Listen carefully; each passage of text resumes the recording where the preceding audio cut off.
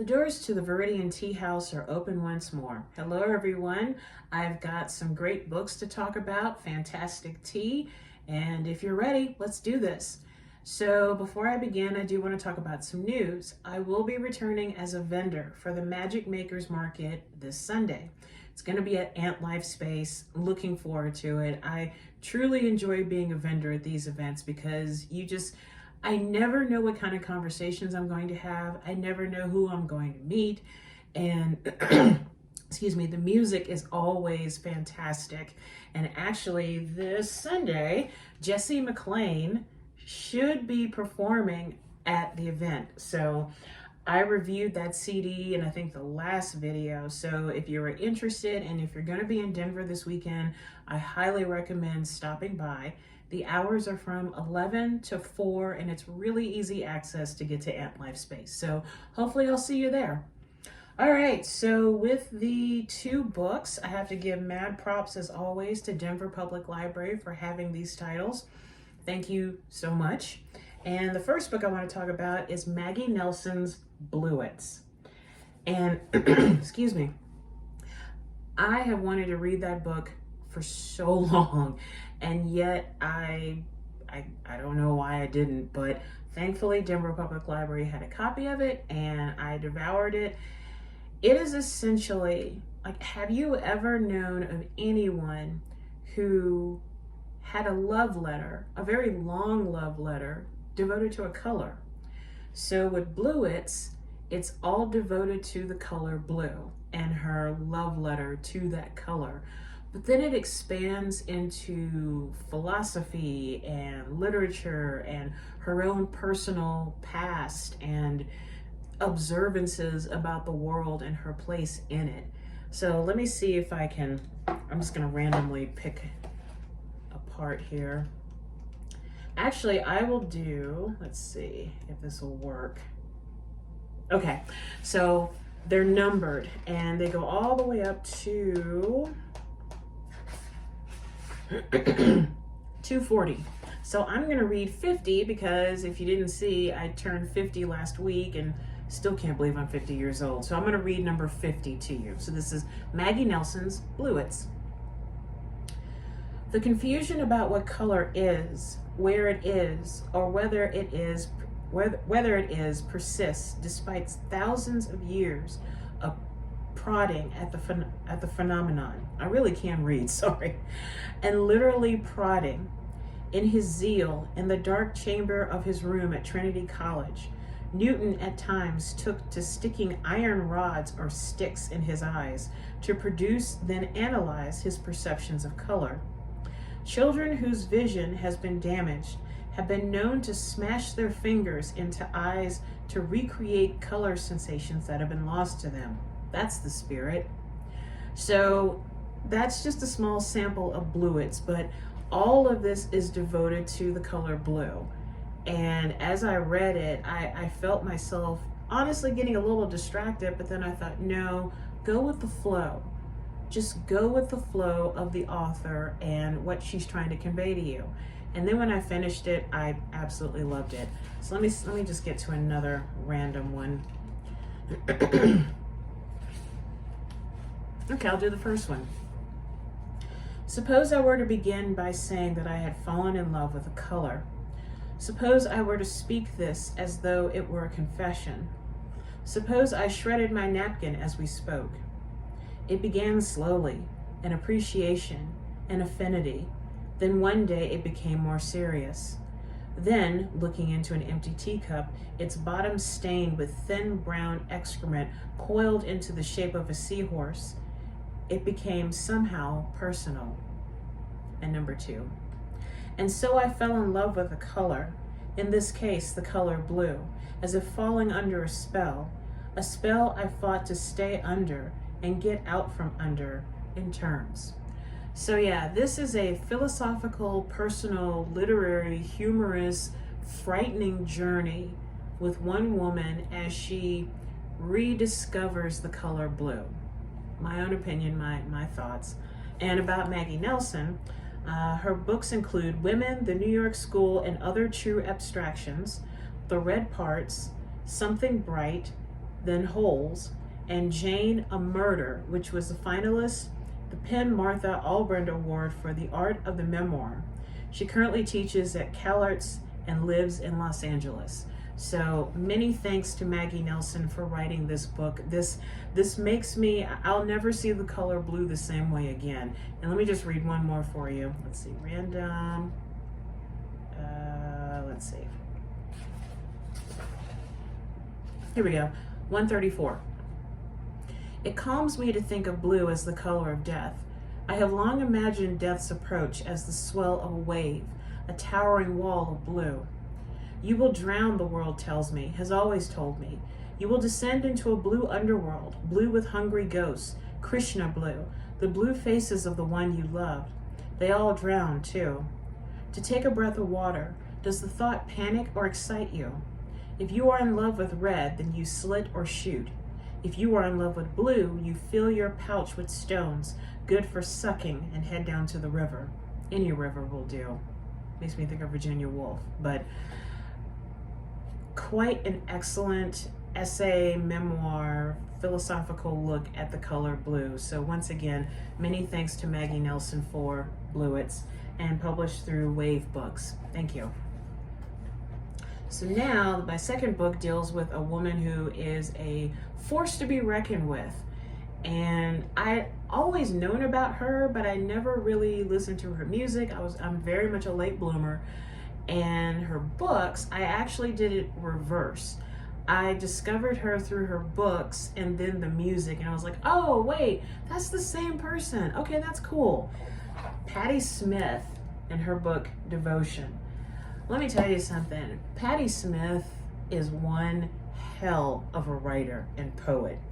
I have read several of her books of poetry, her essays, memoirs, and every time I feel as though I'm seeing the world in a brand new light, in a brand new vision. And this woman is guiding the way, and she is just holding her head up high, her long hair flowing behind her, and the words that come out of her mouth, they come into existence, and you just feel better for it. So let me read the inside dust jacket for you. In this stirring book, one of our culture's most inspiring artists offers an intimate account of her own creative process. Patti Smith presents an original and beautifully crafted tale of obsession. A young skater who lives for her art, a possessive collector who ruthlessly seeks his prize, a relationship forged of need, both craven and exalted. A companion essay makes tangible the mysterious sources of this disquieting tale, which, side note, Devotion was, I fell into those words, and it's a little bit disturbing. It really is, but it's no less excellent. Illumination comes as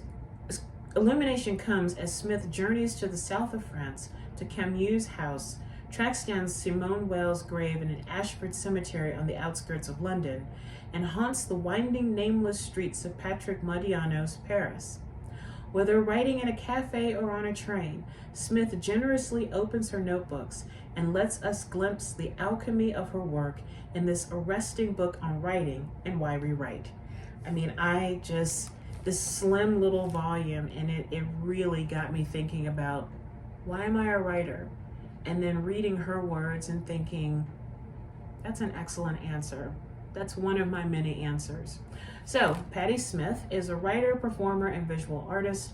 Her memoir, Just Kids, received a National Book Award, and her recent book, M Train, is a critically acclaimed New York Times bestseller. Smith was awarded the prestigious title of Commander des Arts et des Lettres by the French Republic.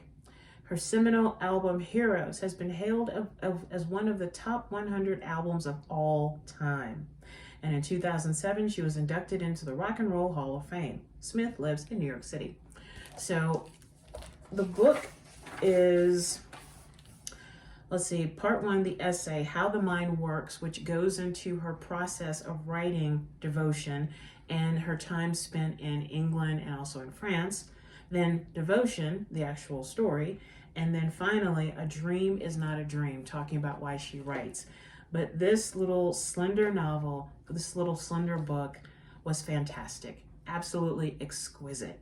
If you happen to find a copy of this book, when you read it, be prepared to not really want to do anything else.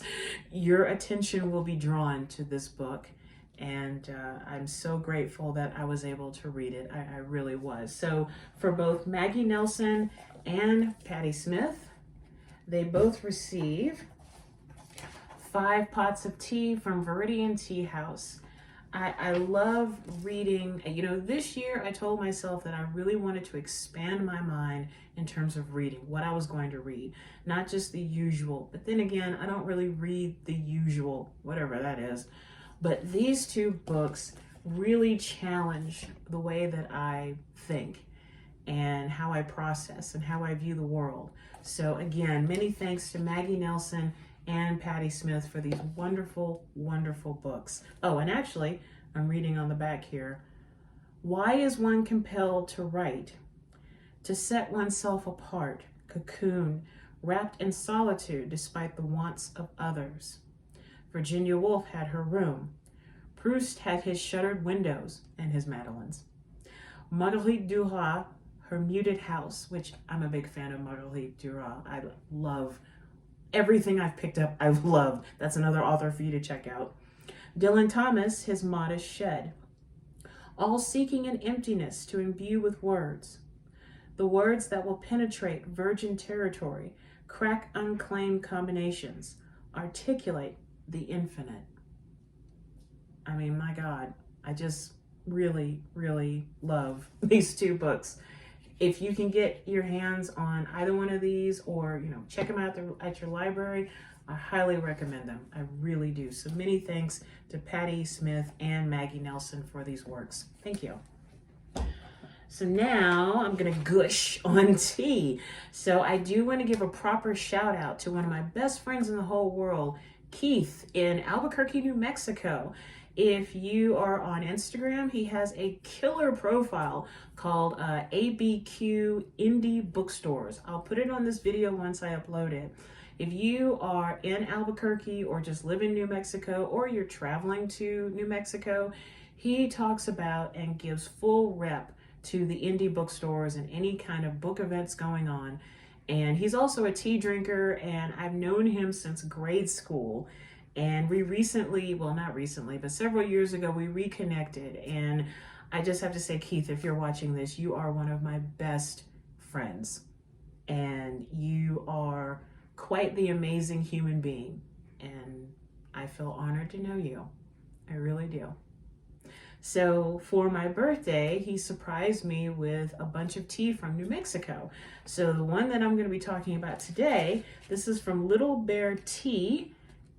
And this tea is a lavender Earl, well, there you go, Little Bear Tea, but this is a lavender Earl Grey. And let's see here. The ingredients are black tea, lavender, cornflower petals. The origins, Sri Lanka, France, Albania. Caffeine level is medium and 20 servings per container. So yes, Little Bear Tea, their lavender Earl Grey. Now, this is the second time I'm actually drinking this, because as soon as we got the box, I think I made a pot for my boyfriend and myself, and I absolutely loved it. So from me to you, some lavender Earl Grey from Little Bear Tea in Albuquerque, New Mexico.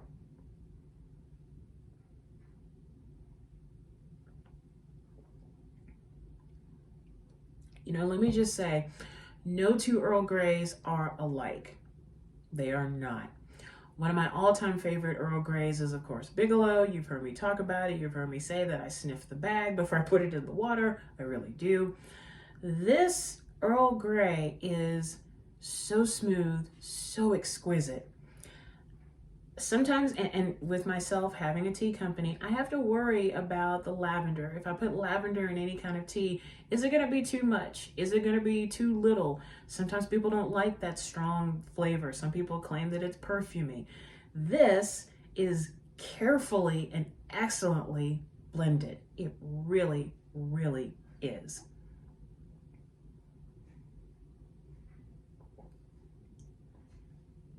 And I had to put this in my dragon sakura cherry blossom mug, because as we get ready for the Lunar New Year to happen, and I think this is the year of the wood dragon.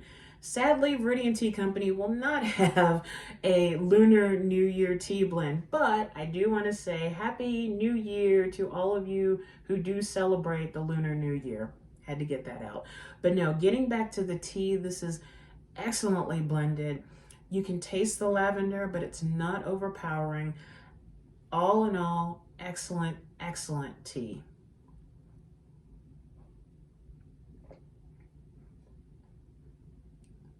It really is excellent. I mean, just truly, truly excellent. So I will put up their information on the video once it's been uploaded. But yes, many thanks to Little Bear Tea in Albuquerque, New Mexico for their lavender Earl Grey tea. So many thanks.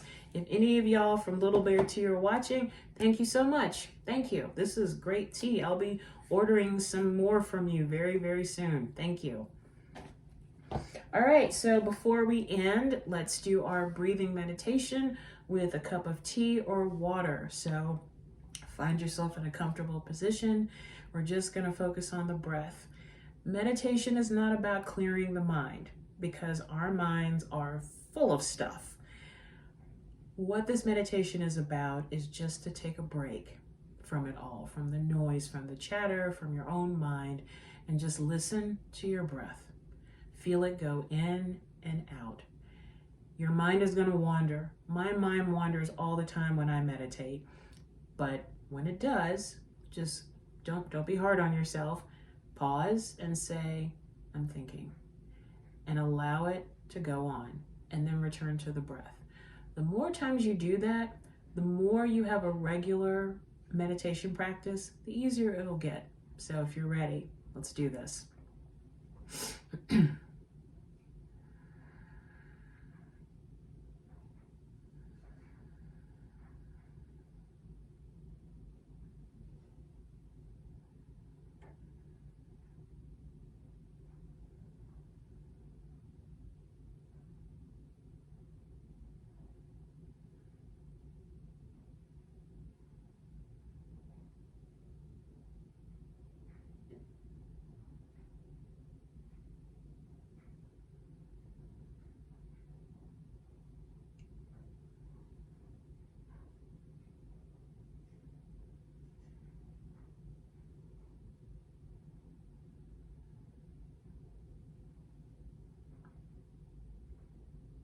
And now let's end the meditation with a deep breath in through the nose and out through the mouth.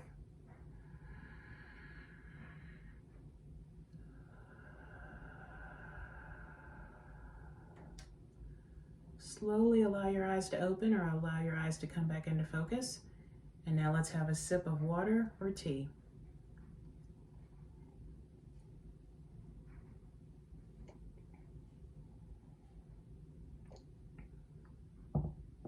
That is delicious.